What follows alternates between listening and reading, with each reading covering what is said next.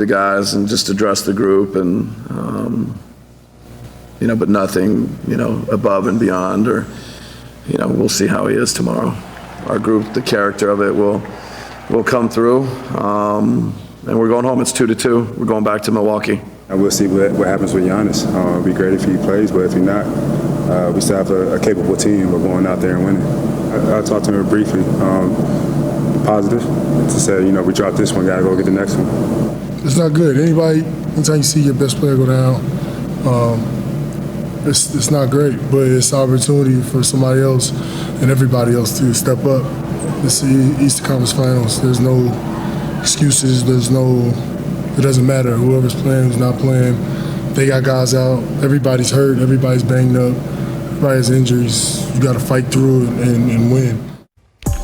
Not really sure about the jacket there, but the Bucks trailed by 10 when Antetokounmpo left the game, and things then went from bad to worse. Shortly after he was injured, the Hawks ripped off a 15-0 run, wound up leading by 25 points at the end of the quarter, adding insult to injury. Let's welcome in Stephen A.Smith now for more. Steve, the Hawks were already in control of the game before Giannis Antetokounmpo left. So what was your overall impression of what you saw Tuesday night in Atlanta? Well, I thought the Atlanta Hawks deserved a lot of props to not have Trae Young and to come out there with Bogdanovich suffering from his own knee injury, but then going out there and performing the way that he did, looking for his shot and hit some early threes to set the tone. I think that sent the message. I think you look at Lou Williams, Sixth Man of the Year award winner in the past. This guy is lethal, and he showed up. And even though the Milwaukee Bucks were en route to coming back, you can't take away from the fact that Atlanta built that lead, and Giannis getting hurt obviously puts them in a precarious position as well.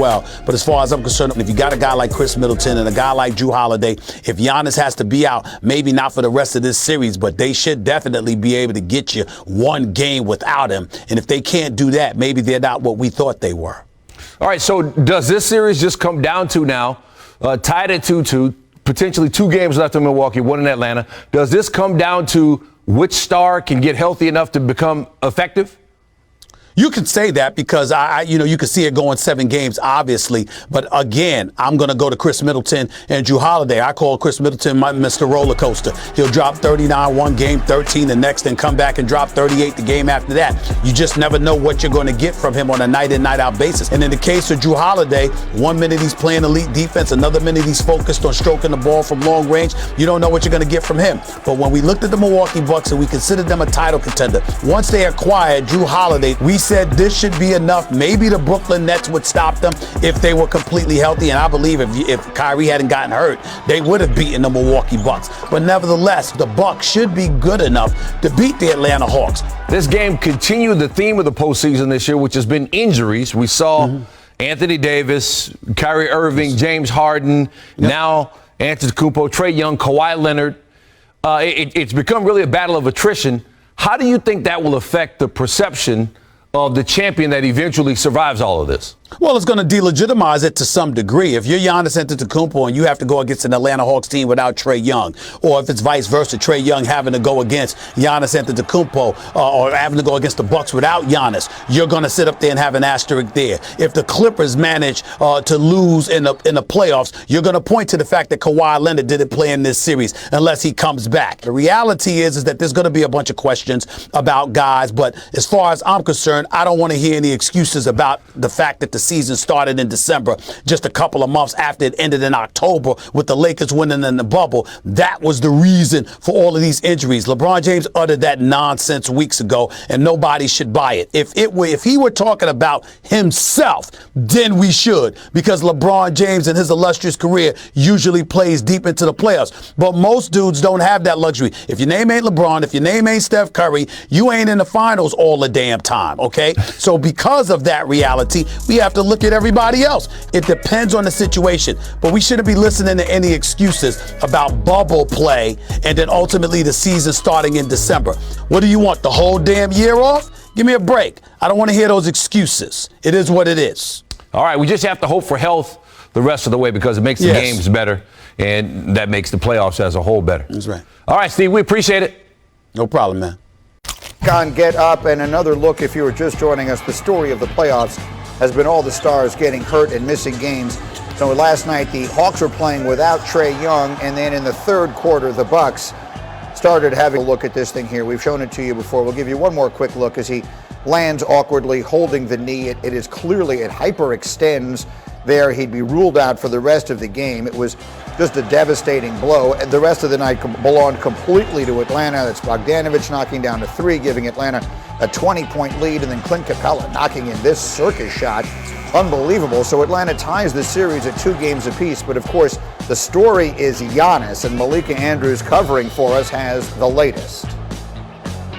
Giannis Antetokounmpo is scheduled to undergo further imaging on his hyperextended left knee on Wednesday, and that will help determine his status for Game 5 and beyond. Now, immediately after the game, Mike Budenholzer said that Giannis was in good spirits. He was being positive and encouraging with his teammates, but in the moment when he went down, it was a little bit scary. From 25 rows up, I could hear him audibly yelping in pain. And Chris Middleton said after the game that he was hopeful that Giannis would be able to play in Game 5, but he said even if he can't, he believes that this is a team that is, quote, capable of going out there and winning. All right, and so again, Seth rejoins us here, and you said earlier this hour, and I agree with you, that they can't win without him. But you just heard Malika say that they're going to try, obviously, right? You're Mike Budenholzer. You're not saying, all right, well, Seth Greenberg says we can't win, so let's just call it a series. So now design it for me. You're coaching that team. You don't have Giannis tomorrow night. Let's live in that world. What are we doing? First and foremost, you got to compete. You got to compete offensively and defensively. You say, what do you mean you got to compete offensively? Yeah, offensively, you got to compete against your opponent. And what I mean by that is you got to move the ball, move people, and you've got to get the shots you want. Look, the Hawks put a defensive game plan together the other day where they pressured Middleton, got up and underneath him, and then they built a wall behind. And they basically, what they did was they took all driving lanes and all transition opportunities away. So what do you have to do? First, you got to work harder defensively. You got to try to get some stops, get out in transition, get easy buckets, get Middleton going. I think Bobby Portis has got to come up big in this basketball game. Without Giannis, they need someone who can get him some baskets along the baseline, in the paint. He can do that. Lopez has got to play better.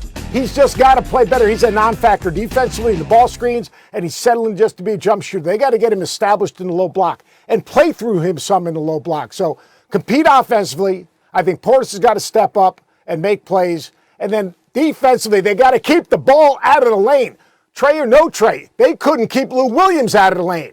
To me, that comes with being more competitive and more physical defensively. Is there a path for them to get it? Yeah, get stops, get out of transition. Lopez and Portis have got to play better.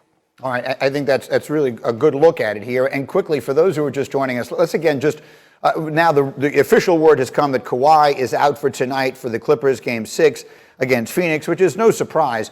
But it is just the continuation of this narrative that there has just been one injury after another in this postseason. And we know that there have been so many people who've wondered if the compressed schedule in the second half of the season is a major factor in this. For those just joining us here, Seth, what is your perspective? I disagree with it. I think these are basketball injuries. Basketball is a physical sport. It's a contact sport. There are a lot of people in small areas. I mean, you look at some of these injuries. These are not injuries of fatigue. I mean, and you used Kawhi Leonard as an example. They've used load management with him for 2 years. These are just things that happen. Kyrie Irving's injury, basketball injury. What happened with Trey the other day, basketball injury. Chris Paul, even though he had COVID prior to that with his shoulder, basketball injury. These things are going to happen. You know, but the problem is your high use players. Yeah, they're going to have the ball in their hand. They're going to be in traffic more. They're going to be in situations where there's going to be contact, and it's happened. Plus, the NBA did a study, and they came out with it right after LeBron said what he said and said, you know what? The injury, in terms of number of injuries this season, with the shorter turnaround compared to years past, is actually lower than it has been in the past. It's just who it's happening to, and it's who it's happening to is because the ball's in their hands more, and these games are just more competitive. We're in the playoffs. All right? It isn't a dance the first 3 quarters. Every single possession, they draw a line in the sand, and you are competing. You take a play off, and you're going to lose. So these things, unfortunately, can happen and have happened this year in the playoffs. Yeah, if Giannis misses a game, he'll be the 10th All-Star to miss one in these playoffs, and that doesn't include Trae Young because Young wasn't an All-Star, but obviously rises to that caliber as well. Seth, thanks a million. We'll come back to you. And, of course, we've got Game 6 tonight in the West.